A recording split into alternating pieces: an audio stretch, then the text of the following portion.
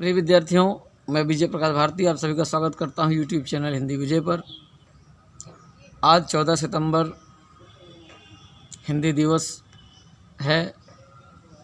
आप सभी को तथा संपूर्ण भारतवर्ष के साथ अन्य सुदूर देशों में हिंदी को प्रचारित प्रसारित करने वाले, हिंदी से स्नेह करने वाले समस्त लोगों को हिंदी दिवस की हार्दिक शुभकामनाएं। प्रिय बच्चों, जितना हो सके उतना इस चैनल को प्रसारित करते रहिए, अर्थात शेयर करते रहिए, जिससे ये तमाम बच्चों तक पहुंच सके जिनको इसका लाभ मिल सके और उनका अध्ययन सुगम हो सके। तो आइए आज हम लोग कक्षा 9 की पाठ्य पुस्तक हिंदी गद्य में संकलित गुरु नानक देव नामक पाठ का अध्ययन करते हैं, जो आचार्य हजारी प्रसाद द्विवेदी द्वारा लिखित है।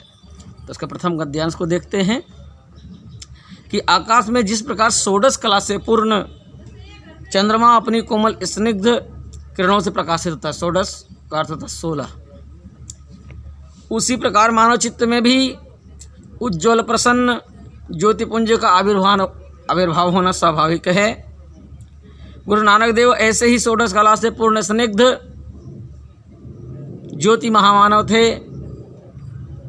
लोकमानस में अरसे से कार्तिक पूर्णिमा के साथ गुरु के आविर्भाव का संबंध जोड़ दिया गया है। अरसे का अर्थ होता है काफी समय पहले से। गुरु किसी एक ही दिन को पार्थिव शरीर में आविर्भूत हुए होंगे। आविर्भूत का अर्थ है प्रकट होना, पर भक्तों के चित्त में प्रतिक्षण प्रकट हो सकते हैं। पार्थिव रूप को महत्व दिया जाता है, परंतु प्रतिक्षण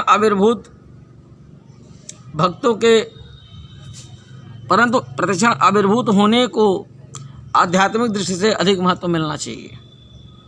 इतिहास के पंडित गुरु के पार्थिव शरीर के आविर्भाव के विषय में वाद विवाद करते हैं। पंडित का अर्थ होता है विद्वान। इस देश का सामूहिक मानव चित्त उतना महत्व नहीं देता। तो आइए इसकी व्याख्या पर चलते हैं और इसके आए हुए जो प्रश्न हैं उनको देखते हैं, उनके उत्तरों के साथ में। उपर्युक्त गद्यांश का संदर्भ लिखिए। तो संदर्भ इसका बनेगा उत्तर में कि प्रस्तुत गद्यांश हमारी पाठ्य पुस्तक हिंदी गद्य के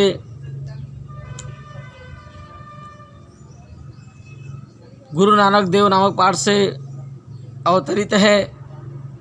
इसके लेखक आचार्य हजारी प्रसाद द्विवेदी जी हैं। द्वितीय प्रश्न है, रेखांकित अंशों की व्याख्या कीजिए। आपका रेखांकित अंश है, गुरु नानक देव ऐसे ही षोडश कला से पूर्ण। कैसे षोडश कला? चंद्रमा के समान। ये चंद्रमा में 16 कलाएं होती हैं, बस 16 कलाओं के स्वामी कहे जाते हैं। तो गुरु को भी उनके समकक्ष बताया गया है। से पूर्ण स्निग्ध ज्योति महामानव थे।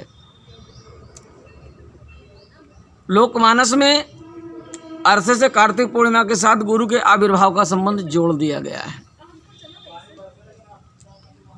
तो कहने का भाव यहाँ पर ये है, आशय इसका ये है लेखक का, कि गुरु नानक देव, ऐसा कि नाम के आगे ही जुड़ा हुआ है गुरु, तो गुरु नानक देव ऐसे ही षोडश कला से पूर्ण स्निग्ध ज्योति महामानव थे। जिस प्रकार से चंद्रमा अपनी कलाओं के द्वारा लोगों का मन मोह लेता है, उसी प्रकार से गुरु नानक देव भी अपने ज्ञान रूपी कला कौशल से परिपूर्ण थे, लोगों का मार्गदर्शन करने वाले थे।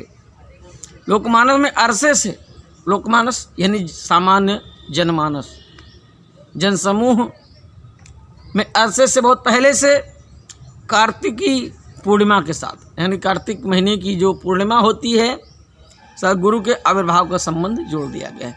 यानी बहुत समय पहले से भारत में कार्तिक पूर्णिमा के दिन गुरु पूर्णिमा मनाई जाती रही है, अर्थात गुरुओं का आविर्भाव होना, यानी कि जो हमारे जो गुरु हैं उस दिन उनका जन्म दिन मनाया जाता है। तो आइए अगले प्रश्न को देखते हैं।